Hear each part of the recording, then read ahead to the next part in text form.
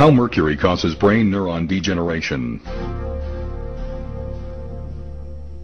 Mercury has long been known to be a potent neurotoxic substance, whether it is inhaled or consumed in the diet as a food contaminant. Over the past 15 years, medical research laboratories have established that dental amalgam tooth fillings are a major contributor to mercury body burden. In 1997, a team of research scientists demonstrated that mercury vapor inhalation by animals produced a molecular lesion in brain protein metabolism, which was similar to a lesion seen in 80% of Alzheimer's diseased brains. Recently completed experiments by scientists at the University of Calgary's Faculty of Medicine now reveal, with direct visual evidence from brain neuron tissue cultures, how mercury ions actually alter the cell membrane structure of developing neurons. To better understand mercury's effect on the brain, let us first illustrate what brain neurons look like and how they grow. In this animation, we see 3 brain neurons growing in a tissue culture, each with a central cell body and numerous neurite processes. At the end of each neurite is a growth cone where structural proteins are assembled to form the cell membrane. 2 principal proteins involved in growth cone function are actin, which is responsible for the pulsating motion seen here, and tubulin, a major structural component of the neurite membrane. During normal cell growth, tubulin molecules link together end-to-end to form microtubules, which surround neurofibrils, another structural protein component of the neuronal axon. Shown here is the neurite of a live neuron isolated from snail brain tissue, displaying linear growth due to growth cone activity.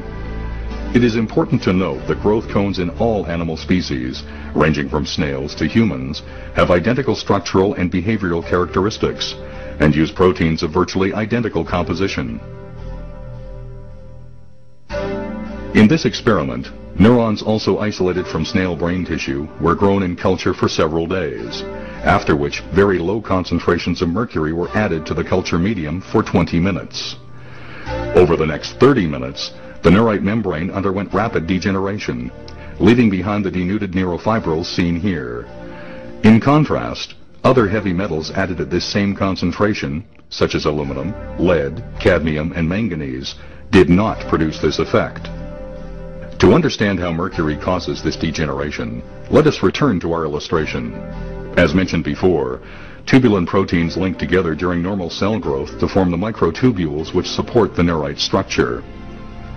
When mercury ions are introduced into the culture medium, they infiltrate the cell and bind themselves to newly synthesized tubulin molecules. More specifically, the mercury ions attach themselves to the binding site reserved for guanosine triphosphate, or GTP, on the beta subunit of the affected tubulin molecules. Since bound GTP normally provides the energy which allows tubulin molecules to attach to one another, mercury ions bound to these sites prevent tubulin proteins from linking together. Consequently, the neurite's microtubules begin to disassemble into free tubulin molecules, leaving the neurite stripped of its supporting structure.